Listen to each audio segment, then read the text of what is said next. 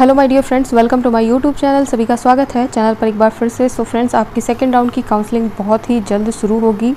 Cut off क्या रहेगा, कितने मार्क्स वाले बच्चों को यहाँ पर कॉलेज अलॉट किया जाएगा, बहुत ही कम सीटें यहाँ पर बची हैं, सब कुछ आपके साथ में डिटेल में शेयर करेंगे। अब सीट मिलेगी या नहीं, क्या चांसेस है कि आप मॉपअप राउंड में अपना काउंसलिंग करवा लीजिए। मॉपअप राउंड में करवाएंगे तब आपको चांस मिलेगा या सेकेंड में आपको मिलने के चांसेस हैं।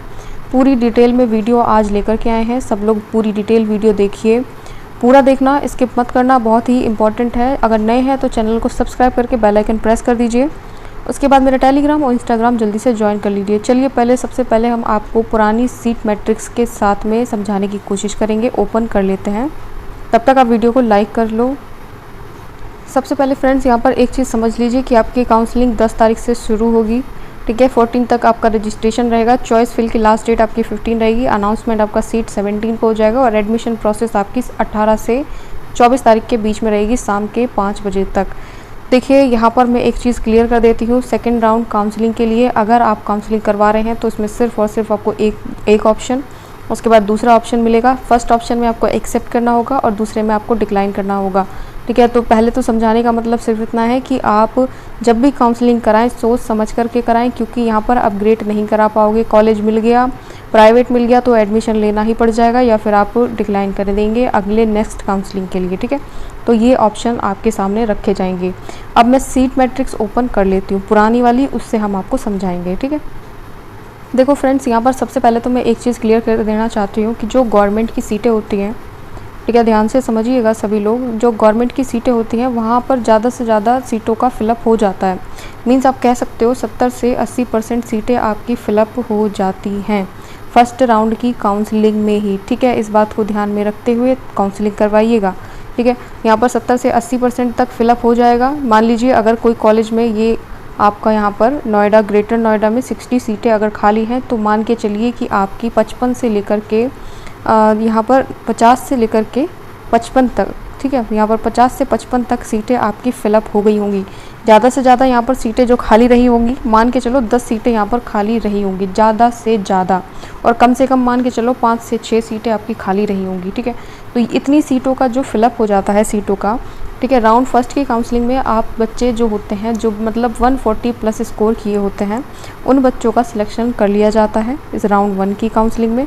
तो चांसेस यहाँ पर क्या बनता है कि आपके, मान लीजिए अगर आप जनरल से हैं, अगर मान लीजिए आपके मार्क्स आपने स्कोर किए थे 129, ठीक है। अब कंपटीशन थोड़ा सा हाई देखने को मिलेगा फ्रेंड्स, ठीक है, ये बात आप समझ लीजिए। अगर आपके जनरल में 129 है या 130 है, ठीक है, तो आप सेकेंड राउंड की काउंसलिंग में आप डेफिनेटली पार्टिसिपेट करिए, ठीक है। चांसेस है कि 30 से 40% चांसेस है कि आपको मिलेगा यहाँ पर, क्योंकि देख लीजिए सीटें अब बहुत ही कम रह जाएंगी। 10 मिनिमम मान के चलिए आप 10 सीटें यहाँ पर खाली होंगी।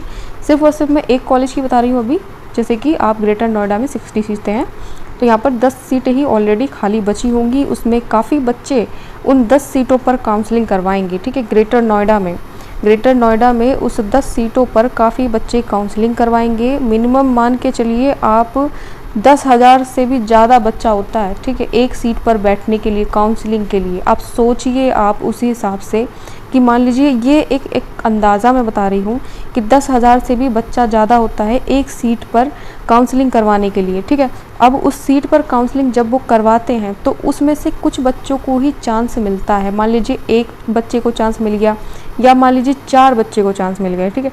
तो उसके बाद में कुछ सीटें अभी मॉपअप के लिए भी रखी जाती हैं, ठीक है। 5 से 6 सीटें या फिर 4 से 5 सीटें मॉपअप के लिए भी छोड़ी जाती हैं, क्योंकि उन बच्चों को भी चांस मिलना होता है जो 130 स्कोर किए हैं।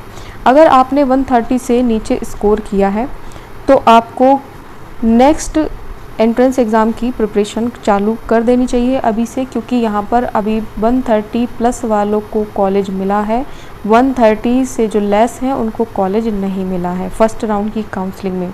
तो चांसेस हैं कि 130 प्लस अगर हैं, मान लीजिए 130 प्लस कहने का मतलब सिर्फ इतना है कि आपने अगर स्कोर किया है 130 से लेकर के 135 तक, ठीक है, तो आपका ये जनरल का मैं बता रही हूँ, ठीक है, जनरल का मैं बता रही हूँ। अभी ओबीसी एससी एसटी का भी बताएंगे। अगर आपने स्कोर किया है 130 से लेकर 135 के बीच में, तो सेकेंड राउंड की काउंसलिंग में आपके जो चांसेस बनते हैं वो 30 to 40 चांसेस बनते हैं परसेंटेज में कि आपको गवर्नमेंट कॉलेज मिल जाएगा, ठीक है। अगर आपको गवर्नमेंट कॉलेज चाहिए तो सिर्फ़ और सिर्फ गवर्नमेंट कॉलेज भरें, ठीक है। ज़्यादा चांसेस जो होते हैं कॉलेज में भी न्यू कॉलेजेस में होते हैं कि आपको चांस मिल जाएगा, ठीक है। ज़्यादा हाई फाई कॉलेज ना भरें, उसमें चांसेस बहुत कम होते हैं क्योंकि उसमें काफ़ी अच्छे स्कोर किए हुए बच्चों को रखा जाता है, ठीक है। अब यहाँ पर देख लीजिए ओबीसी की अगर बात की जाए, अगर आप ओबीसी से बिलोंग करते हैं तो ओबीसी में मान के चलिए आपको 120 अगर स्कोर किया है तो ही चांस मिलने के हैं गवर्नमेंट कॉलेज। अदरवाइज़ प्राइवेट में तो अगर आपने 100 भी स्कोर किया है तब भी आपको प्राइवेट अलॉट हो जाएगा। ये मैं सिर्फ़ और सिर्फ गवर्नमेंट की यहाँ पर बता दे रही हूँ। आपने ओबीसी में 120 स्कोर किया है तो चांसेस हैं 30 से 40% तक कि आपको कॉलेज अलॉट हो। बाय द वे अगर नहीं अलॉट होता है तो आप मॉप अप राउंड के लिए भी देख सकते हैं, ठीक है। उसमें भी आप काउंसलिंग करवा सकते हैं। अब एससी की बात कर लेते हैं। यहाँ पर एससी में अगर मान लीजिए आपने यहाँ पर 119 या फिर 118 प्लस स्कोर कर रखा है तो ही चांसेस हैं, ठीक है। चांसेस भी बहुत कम होते हैं यहाँ पर सेकंड राउंड की काउंसलिंग में क्योंकि सीटें देखिए सबसे कंपटीशन होता है। सीटें आपकी 60 ही हैं एक कॉलेज में, उसमें जनरल भी रखा जाएगा, ओबीसी भी रखा जाएगा, ठीक है, एससी भी रखा जाएगा और एसटी भी रखा जाएगा। तो उस हिसाब से सीटों का यहाँ पर क्या होता है, डिस्ट्रीब्यूशन होता है। अब डिस्ट्रीब्यूशन किस तरीके से होता है कि कुछ सीटें जो हैं वो जनरल को पकड़ा दी जाती हैं, कुछ ओबीसी को। मान लीजिए 10 सीटें जनरल की हैं और यहाँ पर ओबीसी की रख देंगे 15 सीटें, एसटी की हो गई 20 सीटें और बाकी बची हो गई एसटी की, ठीक है। तो इस तरीके से क्या होता है, आपका सिलेक्शन किया जाता है आपकी सीटों पर। तो उसी हिसाब से आप खुद समझदार हैं कि आपका सिलेक्शन हो पाएगा या नहीं, कि आपको नेक्स्ट प्रिपरेशन करनी चाहिए अगले एंट्रेंस के लिए, ठीक है। अब मॉपअप में देख लीजिए, मॉपअप में जो है कुछ बच्चों को चांसेस मिल जाएंगे, जैसे कि 113 स्कोर कर लिया है, ठीक है, जनरल में। ओबीसी में स्कोर कर लिया है 120। तो मॉपअप राउंड में इन बच्चों को चांसेस मिलने के ज़्यादातर होते हैं कि मिल जाएगा चांस, ठीक है। अगर गवर्नमेंट चाहते हैं तो सिर्फ गवर्नमेंट भरें, प्राइवेट ना भरें। मॉपअप राउंड है, आखिरी राउंड होगा, एक्सेप्ट ही करना पड़ जाएगा, वरना सिक्योरिटी फ़ीस भी पता नहीं कब वापस आती है। बोला तो यही जाता है कि लिंक जनरेट होता है आपकी ओरिजिनल वेबसाइट पर, ठीक है, जो कि ABBMU की है, आप सभी ने पता है। तो वहाँ पर जाकर के अपना फॉर्म वगैरह फिलअप करना होता है, उसके बाद कहीं जाकर के आपकी सिक्योरिटी वापस आती है, सिक्योरिटी फ़ी। तो ये भी थोड़ा सा वो रहता है डाउट कि कब आएगी कब नहीं आएगी, ठीक है। उसके बाद में एसटी में अगर आपने स्कोर कर रखा है 1115 प्लस तो आप डेफिनेटली, ठीक है, मॉपअप राउंड में चांसेस हैं कि आपको मिल जाएगा। आप चाहो तो सेकेंड राउंड में भी काउंसलिंग करवा सकते हो, कोई प्रॉब्लम नहीं है, लेकिन गवर्नमेंट भरना मिलेगा तो ठीक है, बहुत अच्छी बात है, ठीक है, उसके लिए। लेकिन अगर नहीं मिलता है तो आप डिक्लाइन कर सकते हैं, उसके बाद में आप मॉपअप में ट्राई कर सकते हैं, ठीक है। मॉपअप में मिलने के चांसेस थोड़े से ज़्यादा हो जाते हैं अगर आपने 120 प्लस किए हैं तो, ठीक है। यहाँ पर ये मैंने एससी का बताया था, उसके बाद एसटी का मैंने बताया था 118 प्लस किए हैं। तो इस तरीके से आपका चांसेस बनता है। अब देखिए सीट मैट्रिक्स तो अभी 1-2 दिन लग सकता है, या फिर हाल फिलहाल में 1-2 दिन के बाद में आपको देखने को मिल जाएगी, या फिर आज शाम तक देखो आ जाए तो शेयर करेंगे आपके साथ में। देखिए ज़्यादातर जो सीटें हैं वो कहने का मतलब ये है कि आपकी फ़िलअप हो गई हैं।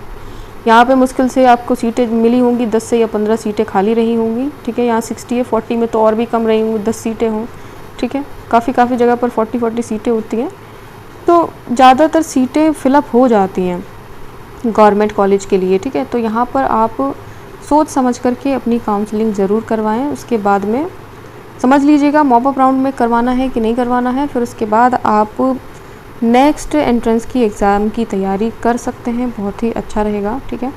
सो आई होप समझ गए होंगे सब लोग किस तरीके से आपको डिसीज़न लेना है। कन्फ्यूज़न ना रखें, कोई भी कन्फ्यूज़न रहेगा तो क्वेश्चन ज़रूर पूछें कमेंट में, आंसर मिल जाएगा, ठीक है। Thanks for watching dear friends.